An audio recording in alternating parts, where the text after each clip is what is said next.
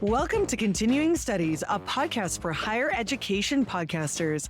In each episode, we talk to a university podcaster to ask some questions, get answers, and share tips and ideas about higher education podcasting. Hi, I'm Jennifer Lee. I'm a radio broadcaster and a podcaster.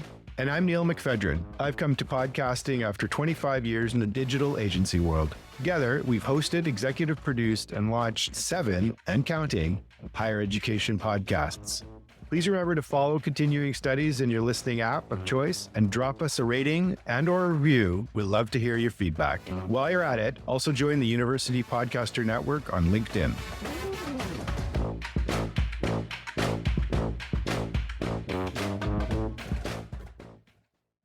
Okay, Jen, so in this episode, we interview Jessica Holahan of the Yale University Press podcast.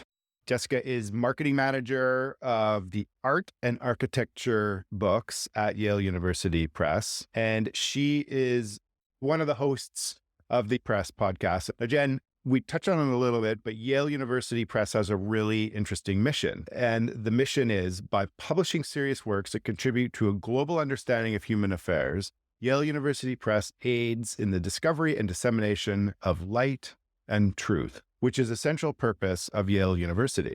And then the publications of the press are books and other materials that further scholarly investigation, advance interdisciplinary inquiry, stimulate public debate, educate both within and outside the classroom, and enhance cultural life. Over the years, the press has established an extraordinary array of partnerships with some leading museums, which you might have heard of, including the Met in New York, the National Gallery of Art, the Art Institute of Chicago, the Philadelphia Museum of Art, and the National Gallery in London. So many great museums they're partnering with. I just think what they're doing is really neat. Yeah, Jen, this is actually a really interesting episode. I think one of the things for me is Jessica works with and represents these art and architecture books full of pictures and visuals and images and whatnot. And really, this is about taking visual books into this long-running audio series. So it's interesting how, you wouldn't think that talking about books with lots of pictures and visuals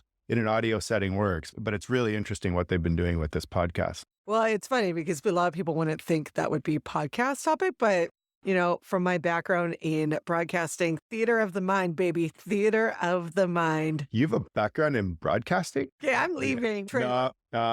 The other thing interesting about this one is we actually get voices from both Jessica's producer and our producer, Kylie, on this episode. We all talk together.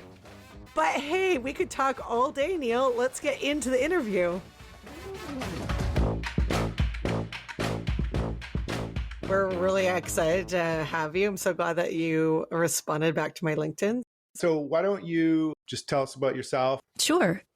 I'm so unused to being on this end of things. Yeah, don't worry about it. I just keep thinking, what's my next question going to be for you guys? So I have worked in book publishing for an awfully long time at this point, starting when I was an undergraduate at Wesleyan University. I knew very little about book publishing. I didn't have any relatives who worked in book publishing or anything like that, but I was, an avid reader. I was studying literature, and so it felt like a natural fit. And indeed it was. I worked there for all 4 years of my undergraduate. They hired me full-time after I graduated, and so I stayed for a while. I moved out to California. I worked at Stanford University Press and the University of California Press before moving back east. When I was hired at Yale University Press, I worked on the publicity campaigns from across the entire list. And after I'd been at the press for about 7 years, I took the opportunity of kind of specializing and becoming the marketing manager, but only for the art and architecture books published by Yale University Press. It's one of the most respected publishers of art and architecture books globally. And so it was a daunting opportunity, but one that I was excited about. And I've been doing that for more than a decade at this point. Great. So why don't you then tell us just a little bit about the Yale University Press podcast then? Yeah, sure. So about a decade ago, a former colleague of mine who is a crackerjack art book marketer, but who also had some history in broadcast, was really interested in the possibility that we could have a Yale University Press podcast. Yale University has an incredible broadcast studio. And so my colleague took it upon himself to get in touch with the broadcast studio and propose this. At that time, I don't exactly know how many Yale University podcasts had launched, but he wasn't the first person to suggest that a department at Yale do this. And they were very receptive and welcoming. And so he launched the Yale University Press podcast, and it was focused exclusively on non-art and architecture books that we published. There was an understanding that those were going to lend themselves most naturally to a, purely audio format. There was going to be no visual to show the beautiful art books, and so we were going to focus on the rest of the list. And at some point after he started doing that, I got interested because he really enjoyed doing it.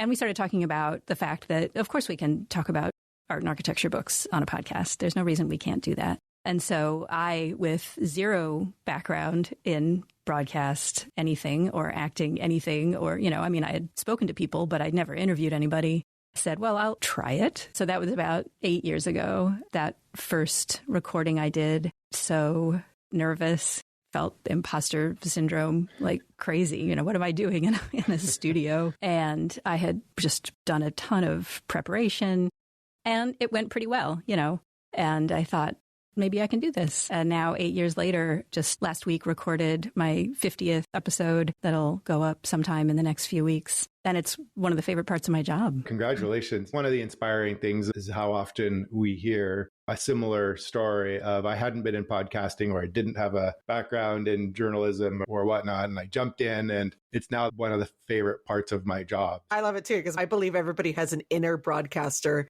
waiting to be unleashed. So I love that idea. I don't know that I've necessarily found mine yet, but I'll keep looking. No, I think you have. I already can tell you have a few good qualities that I look for. Maybe I'll be hiring you out to a client soon.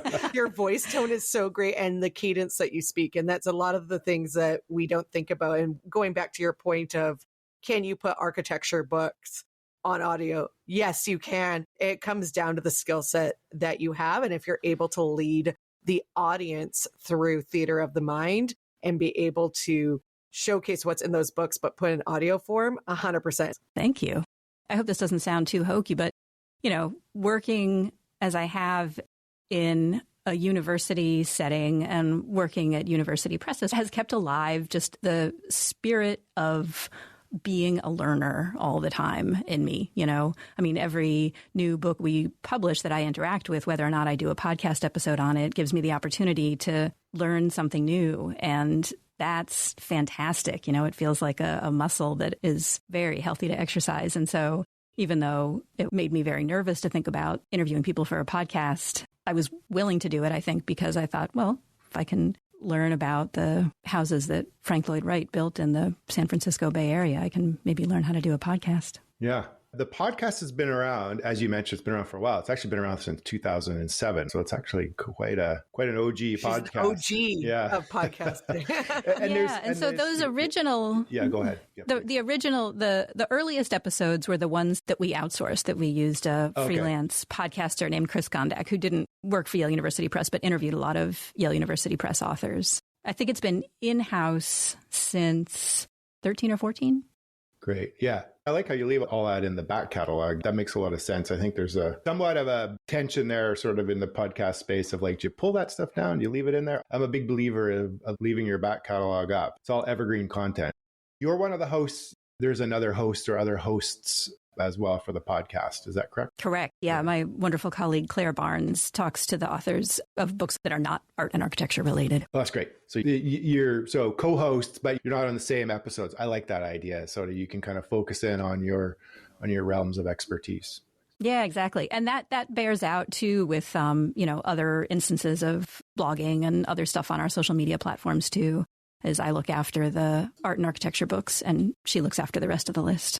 And because you've been podcasting for so long, who is your ideal audience for this podcast? Is it just everybody that loves art and architecture, or is there a certain segment that you're going after? Well, one of the things that's also been a wonderful learning curve is figuring out all of the ways that we can introduce at least individual episodes of our podcast to different audiences. Originally, this was, and is still, I think, primarily seen as a marketing tool. We try to launch a podcast episode around the time of a book's publication, and it's part of our toolkit for introducing the book to the world.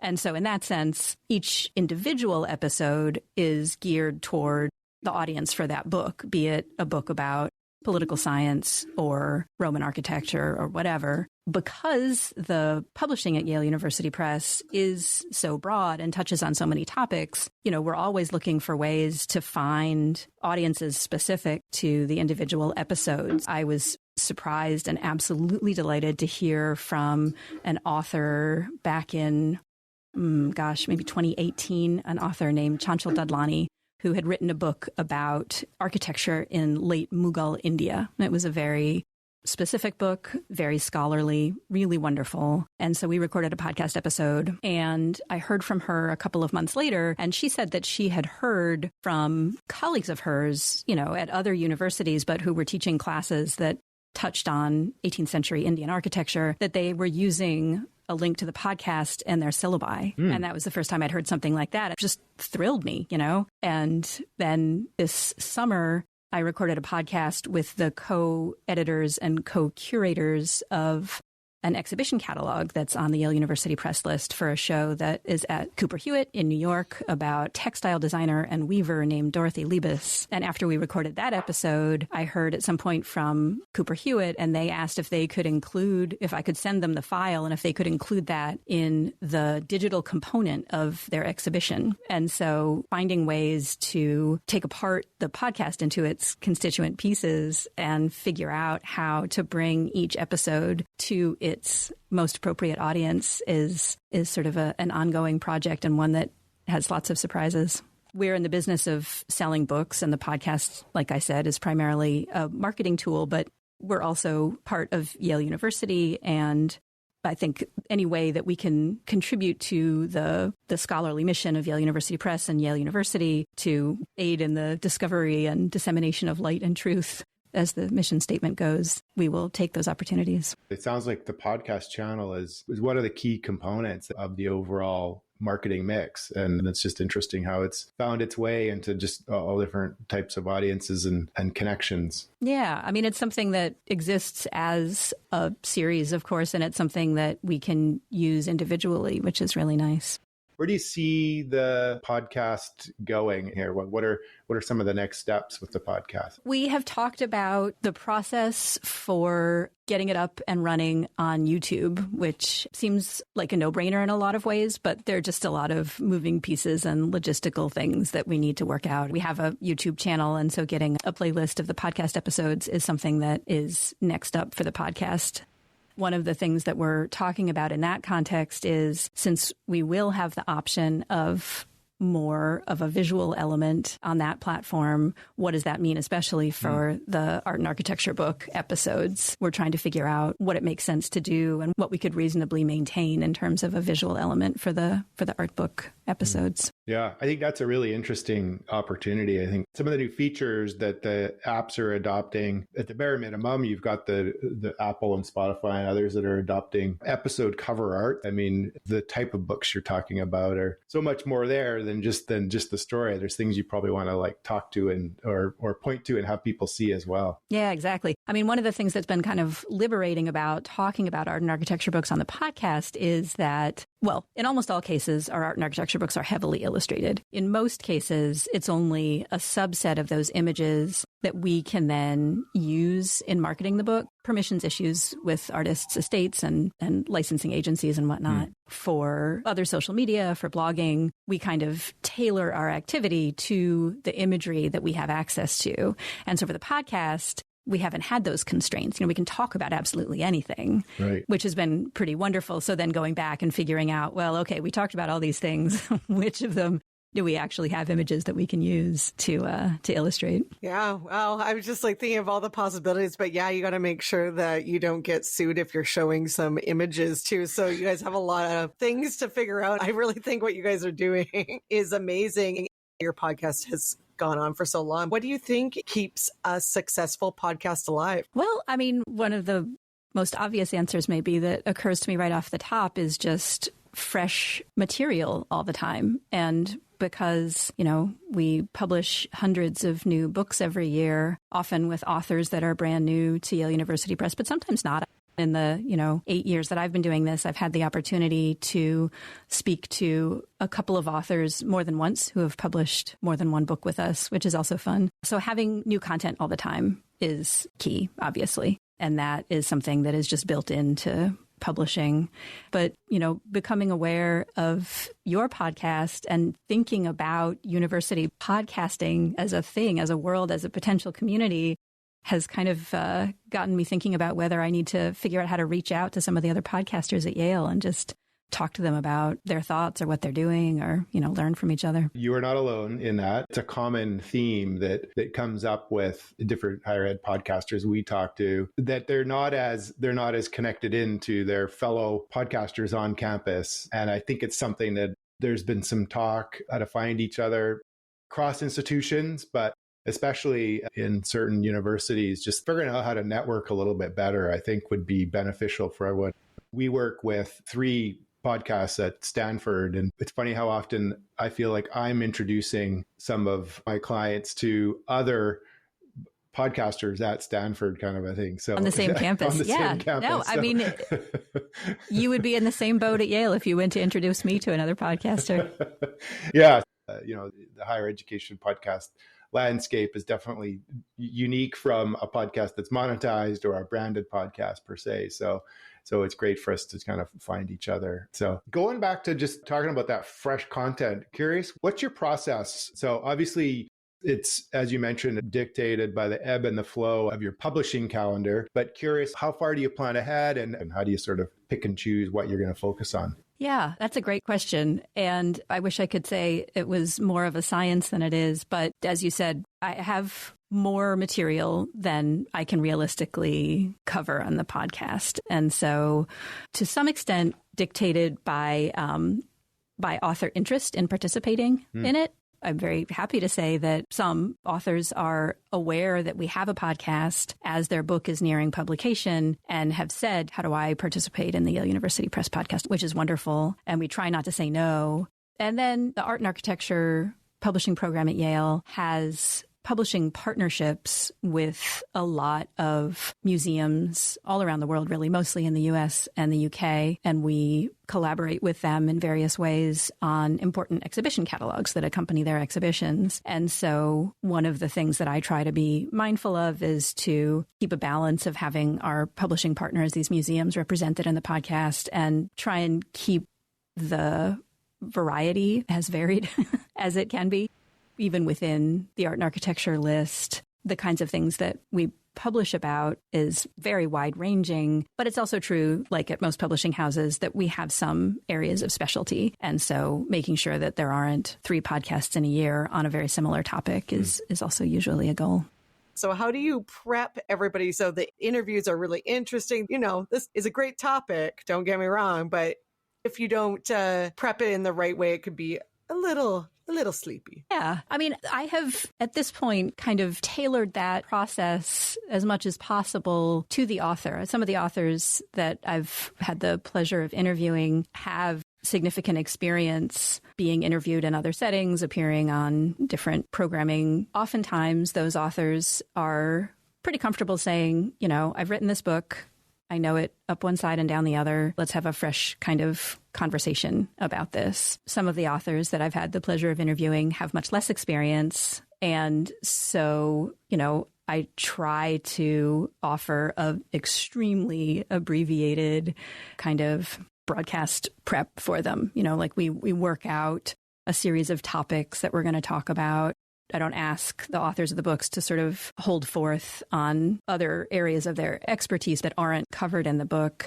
I don't ever want to wildly mislead a potential listener into thinking, oh, I should go buy this book. That was a really interesting podcast. And they buy the book and say, I don't understand this book at all. But what I aspire to, not to say that I always achieve it, but is to kind of find a balance between a conversation that is reasonably interesting to the author that I'm talking to, that I'm allowing them to talk about their book in the way that only they can, but that they're doing it in an accessible enough way that a kind of general listenership could be interested in the conversation, but the authors don't feel like I'm taking all of the important parts of their argument out because they're too complicated, or the important parts of their research out because it's too specific or anything like that. But there's a fair amount of prep that you put into each of those episodes, like just even in and of itself, like reading that entire book in advance and having that upfront conversation. But you're going to end up interviewing different levels of sophisticated interviewees. And so I can imagine you got to be prepped for those that are going to venture off, as Jen was saying, sort of into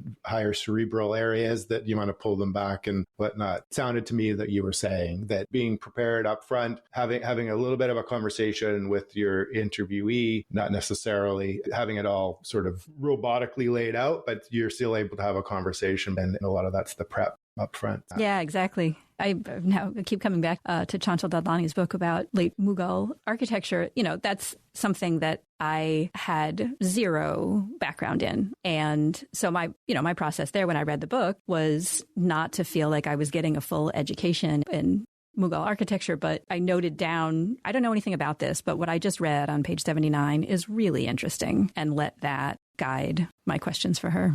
I love it. And when you are looking back after the episodes have been done, do the podcast metrics and analytics come into play, or do you guys actually take a hard look at the analytics and say, hey, this episode was successful, we'll do more like this? We do look at the analytics, but to this point, that hasn't so much guided our selection process going forward. Partly because, as I mentioned, certain podcast episodes have opportunities to reach larger audiences that don't necessarily have to do with the topic that we cover, but have to do with the author having connections across her field. And so professors put the podcast episode on their syllabi, or having a museum that's receptive to the idea of including that in the digital component of their exhibition. And, the truth is that most of our podcasts get to about the 2,000 download benchmark, which, we've been satisfied with. It's also true that the percentage of people who listen to the episode all the way through who have started it is often above 90.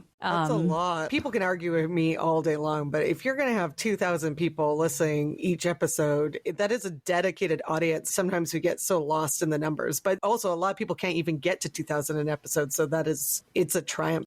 And what's amazing too about the download metrics is that it's just not possible that the same people who are listening to a podcast about mid-century textile designer are listening to well, not that it's not possible. It seems very unlikely to me that it's not the same people downloading every episode. It's a rare person who would go out and buy every single book published by Yale University Press. We don't expect that. We don't market the books that way. It's not all the same audience. And so the fact that that's sort of a baseline number for us, and then there are many episodes that have multiples of downloads of that, is just wonderful, because I think we are reaching different audiences, which is exciting. Really interesting point to pause on for a second there, because obviously we want to build an audience. We want to have that audience come back for every single episode, and you kind of build it. But your podcast is unique. But I also think that there's a lot of other university podcasters out there that can think this way as well too. That there's the show, the holistic show, but you're really looking in at those at the episode level. And some of those episodes work well on a syllabi. Some of those episodes work into a certain museum's co-marketing efforts and whatnot. And so I like how you're looking at it. I think that's one thing that we keep learning as we talk to other university podcasters, actually, is just how to think about your podcast differently. Yeah. While you're absolutely right, we're not looking to monetize the podcast. I think another way that it's possible for it to be used is our editors who are trying to acquire the absolute best books. When they're talking to authors or agents or museum publishing partners, they can say, hey, we have a podcast. We can offer your author the opportunity to participate in this. Great. Well, it's been a fantastic conversation. I want to respect your time here today. I've had a lovely time talking to you. It's honestly a little bit funny and kind of humbling to me to be considered a podcaster, but I like it. You're a podcast expert. And I want to know this burning question that I have. And I don't know if you can answer it because I don't know if you can choose favorites. But do you have a favorite book that sticks out to you that you've talked about over your course of your podcast? Or a favorite episode we should tell people to tune into, I guess is another way to put it. There are some that stick out in my memory because they were unusual for other reasons than, their excellence. Like, for example, I had the opportunity a handful of years ago to have 3 different people on the podcast at the same time. And those people were a contemporary British painter, the artist, who was the subject of the book and of the related exhibition at the Yale Center for British Art here at Yale up the street. The second person was the curator at the Yale Center for British Art who had put the show together. And the third person was a British journalist and podcaster, Kathy Courtney, who for a time had been running a series of conversations with British individuals all across the society. And Eileen Hogan, the painter, had sat in on a number of the interviews and done preparatory sketches as these people were talking about their life story. And I had the opportunity to have all 3 of these people in the studio for a conversation, which, it's not often that I actually get to talk to the artist who's the subject of the book, not least because many of them are no longer alive. But even when they are, that's, they're not the person that wrote the book. So we got to talk about the relationship between curator and a living artist as a show about artwork of that artist is being put together. We got to talk about this incredible process of her creating portrait. So the sitter for the portrait wasn't just sitting there, trying not to fidget, whatever. They were telling stories about their childhood or telling stories about yesterday in their lives or whatever, and the ways that informed the resulting portraits. It was a fantastic, fantastic conversation, as many of them are. I like that. I feel like I could talk to you all I got to check day. out that episode. I want to check out that episode. Thank you so much for joining us today. It's been great, and I would love to talk to you again and other Yale University podcasts. So if you do bump into anyone that does a podcast in Yale, we would love to talk to them. Well, Ryan, I don't want to put you on the spot, but I'm probably not the person to ask that. Probably the producer who is here somewhere. Ryan, are you there? Yeah. So like Jess mentioned, a lot of them come and go. A lot of them are students or grad students too, so their time here is short by definition. It's a little rare to have faculty or staff dedicate as many years as Jess and the press have.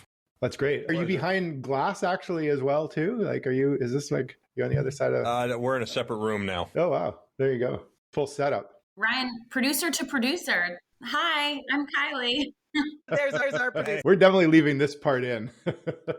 Thank you very much, Jessica. That was great. Really enjoyed the conversation. We enjoyed having you on the show today. Thank you.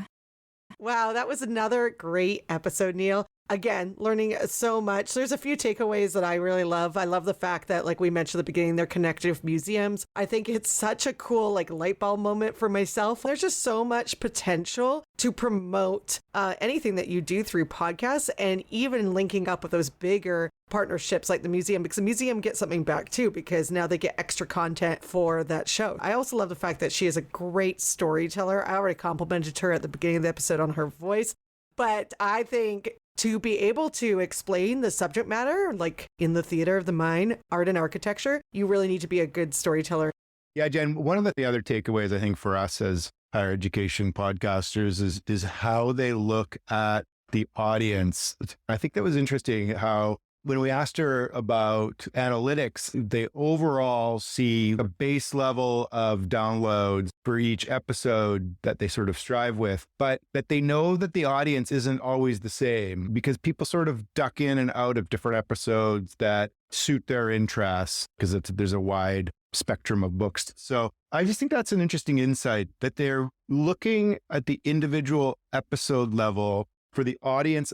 And then, Jen, as you were saying, looking at things with this lens, that carries over into almost specific episode marketing tactics they can do, or specific things they can do with an episode that, so like this, episode X is going to work really well with this museum, for example. The other part was really interesting is when we first reached out to her, she was like, I didn't know that you existed. I didn't know there was a network of other university podcasters out there. Then she listened to our episodes and she wants to connect with Laura from the Stanford Storytelling Project. But now she's like really interested in connecting with other higher education podcasters as well, too. So I think that was great. Everything that she mentioned in the episode too, she was great at giving us a whole bunch of examples. Yeah, we're linking to all of the episodes that link up to the different books and authors that she was talking about. So do have a look in the show notes for that.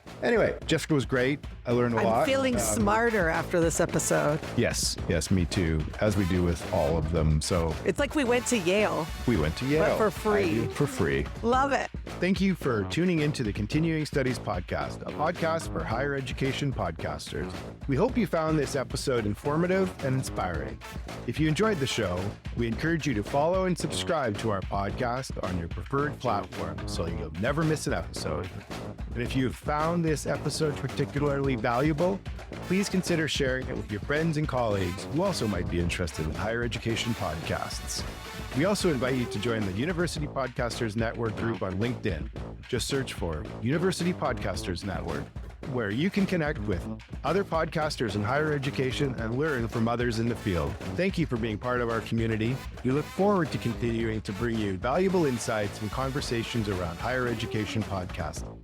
See you in the next episode.